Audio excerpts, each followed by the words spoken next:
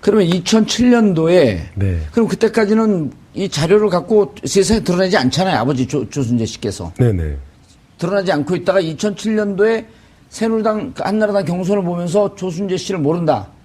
그러니까 조순재 씨의 기록을 이명박 측에서는 어느 정도 알고. 그게 제가 제일 궁금한 부분이긴 해요. 제보를 미리 했나요, 아버지가? 아버지가 뭐 기자회견도 하고, 예. 대화록도 남기고, 예. 녹음도 다 하게 해주시고. 2007년 이전에요? 2007년도에. 2007년도에. 그러니까, 네. 자, 두 분이 대화를 하고 있는데 경선을 하고 있단 말이에요. 이명박, 박근혜 경선하고 있는데 박근혜 당시 후보가 난 모른다. 그러니까 아버지가 그걸 보고 충격을 받았고 이명박 캠프로 찾아간 거 아니에요? 네, 그렇습니다. 찾아갔죠? 그쪽에서도 적극적으로 인터뷰에 응해달라고 요청이 있었고요. 아버지 뭐 찾아서 많이 왔었어요, 지금. 예. 아버지도 해야 되나 말아야 되나 갈등도 있었고, 이제 결정적으로 하시게 되죠. 이제 오래된 아버지 친구들까지, 조 사장이 뭐 혹시 좀 뒤로 뭐 배려를 받았을 거다. 이제 그 부분이 좀 문제가 됐어요, 결국. 그래서 이제 그때 나온 게 녹취록. 네. 녹취록이 근거한 자료. 진정서가 나오고. 진정서 나왔고. 네. 그 다음에 그 진정서를 근거해서 지금 또 하나의 가족이라고 하는 책이 완성이 된 거고. 네, 그렇습니다. 핵심 내용이 뭔가요? 지금까지 이 우리가 한 내용이 다 있을 거고. 이 책을 제가 쓰고선 이 책의 내용에서 단어 하나만 건지고 다 버려라고 한다면 예. 부정부패 얘기를 할 수밖에 없어요. 그러니까 수십 년간 켜켜이 쌓인 오래된 부정부패에 예. 우리나라 유일한 가장 오래된 이 부정부패 문제에 이라는 문제 본질에 집중해야 된다. 그러지 않으면 부정부패가 이 시절에 한번 해결될 기미를 못 찾으면 예. 다음 시대에 또 운명처럼 연결되고 그럴 거라는 거가 제일 큰 주제라고 봐야 돼요. 예. 네. 그러면 이제 궁금한 게, 2007년도에 이명박 캠프 쪽에 관계를 맺고 자료를 다 넘겨줬단 네, 말이에요. 그렇습니다. 네.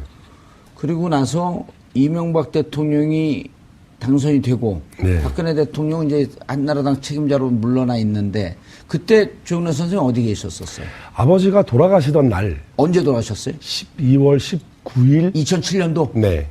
그해 돌아가셨네. 대통령 선거가 시작되는 6시에 시작하는데 예. 5시에 돌아갔어요. 새벽? 네. 그래서 저는 아버지 장례 준비를 하기 전에 먼저 투표를 하고 왔어요. 이명박 대통령 찍었어요.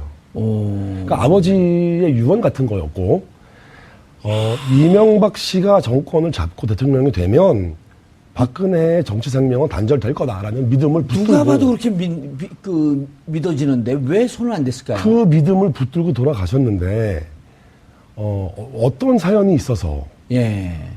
뭐 제가 의혹 제기한 사람은 아니지만 이것도 의혹이니까 제기할 수밖에 없고, 아마 그 시절에도 피치 못할 사연이 있고 숨기고 싶은 사정이 있으니까 그렇게 야합한 결과로 정권이 넘어가지 않았냐.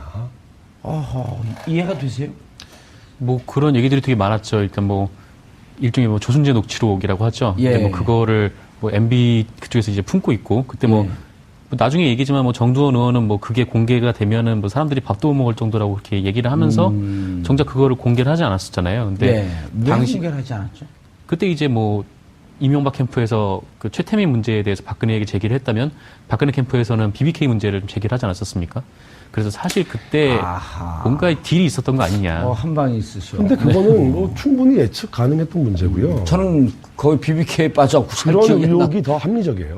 그러니까 둘이 똥 묻은 개, 겨 묻은 개가 서로 비판하면서 어떻게 할 수 없었던 그 상황. 내용이 BBK인지 뭔지는 모르겠으나 MB도 결정적인 단점이 있으니까 함부로 조순재 녹취록을 공개할 수 없는. 할 수 없었던 거고, 그 다음 정권으로 이어지는 과정에서도 그런 이유가 작용했기 때문이 아니겠냐.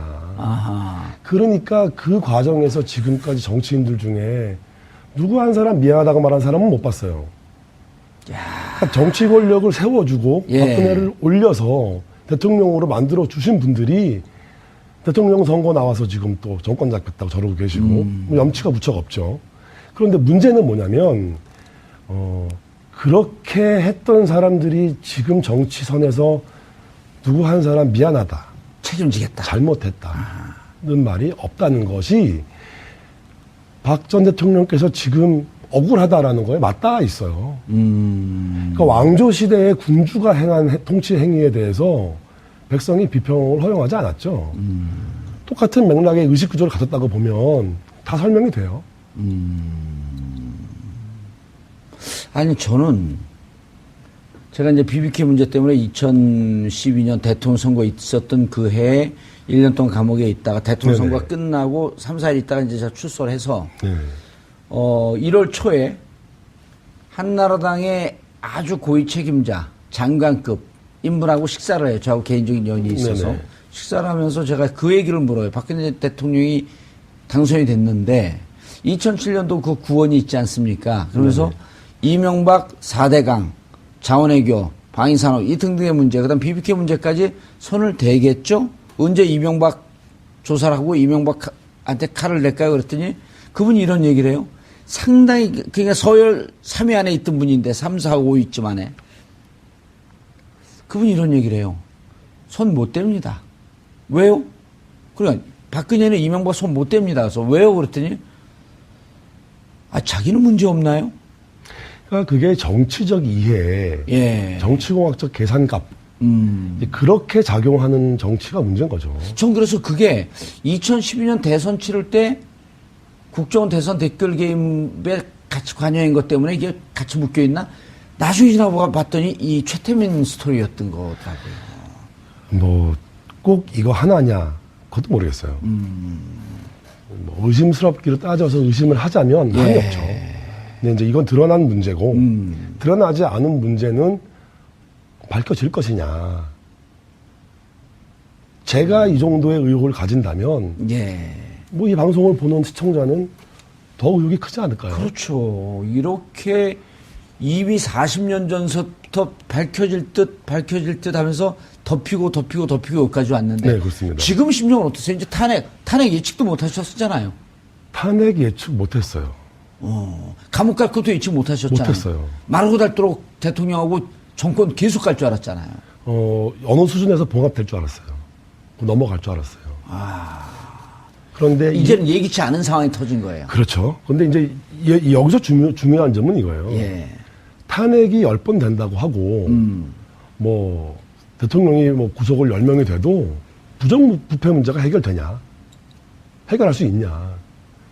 그러니까 배가 고프면 밥을 먹어야 되고, 예. 배가 부르게 밥을 먹으면 살이 안 빠지는데, 뭐 다이어트 책 뭐 100권 본다고 해서 살 빠지냐는 거죠. 그러니까 부정부패를 안 하려면 돈을 안 주고 안 받아야 되는데, 예. 그 의지가 없다면 탄핵 사태와 무관한 거죠. 예.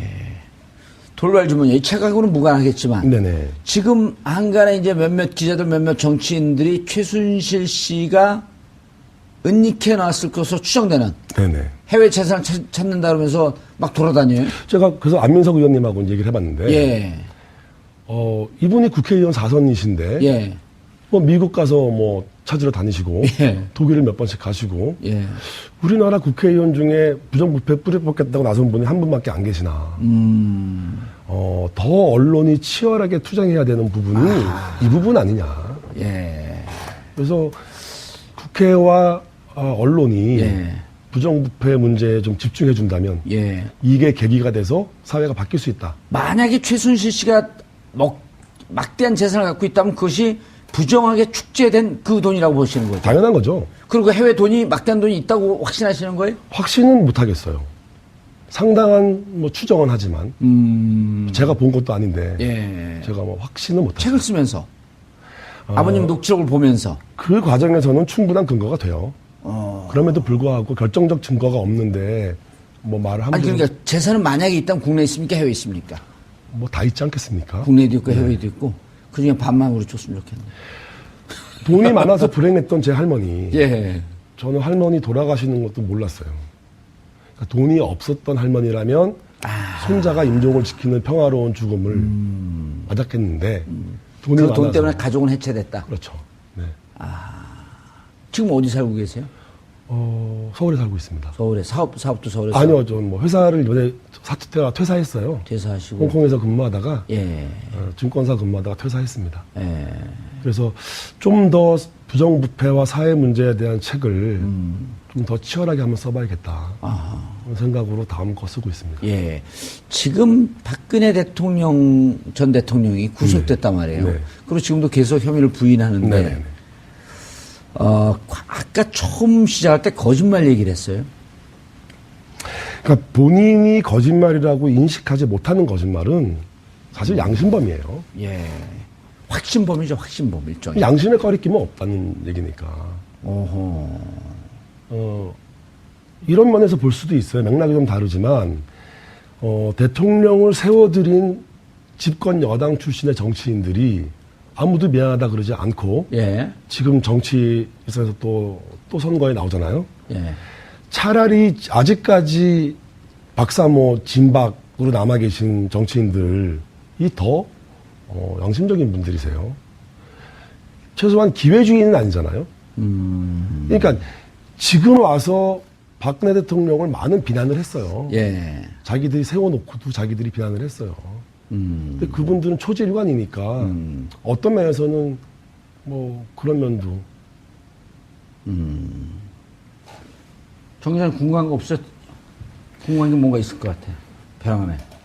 사실 이게 뭐 개인적인 궁금함이긴 한데 아직 뭐 지금 뭐 공개된 녹취록에 대한 부분들은 있는 거잖아요. 네네. 근데 뭐 사실 그때 뭐 언론인 두 분과 인터뷰를 했다는데 그때 녹취를 끄고 나서 했던 얘기들이 훨씬 더 그 듣는 충격적이다. 사람들에게 충격적이었다. 뭐 이런 얘기들이 있었는데 근데 그게 사실은 정두원 의원님하고도 이제 전 의원님하고도 얘기를 해봤는데 부인하세요. 그러니까 녹취를 끄고 한 녹취가 따로 있지는 않다라고 하셨고. 아, 정도원 의원도 녹취를 하신 분인가요? 아니요.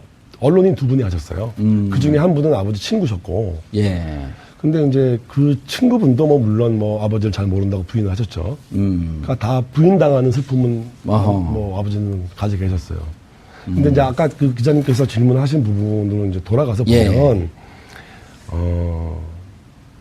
조금, 더 많이 슬픈 거죠. 네.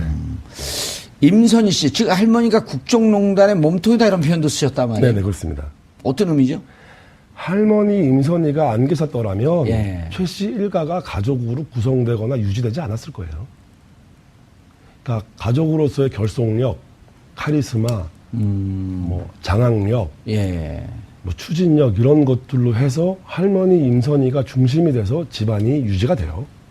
최 씨 일가가. 그것을 아까 이제 탐욕이라고 하는 표현으로 또 썼었고. 네네네. 지금 박근혜 대통령은 어떻게 해야 됩니까? 최소한 국민에게 미안함을 좀 아셔야 되죠. 이게, 너무 염치가 없으세요. 못 알지 않을까? 미안함을 한마디 해줘야 되는데, 예.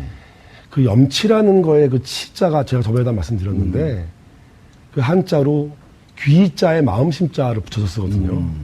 그러니까 귀에 들리는 소리가 마음에 닿지 않으시는 거예요. 아하. 그러니까 염치가 있을 수가 없어요. 그 염치가 없으면 처벌을 받아야 되나요? 처벌의 문제가 아니고, 역사 기록에 잘 남겨놓으면, 예. 뭐 이제 뭐 영화 드라마도 나올 거고 역사가 이거를 충분히 판단할 수 있는 자료를 남겨놓는 것, 예. 최대한 진실에 가까운 것을 남기는 것, 그게 우리가 해야 될 일이죠. 그래서 우리 조영래 선생님은 또 하나의 가족이라고 하는 책을 통해서 역사의 기록으로 남기겠다. 네, 그렇습니다. 예. 알겠습니다.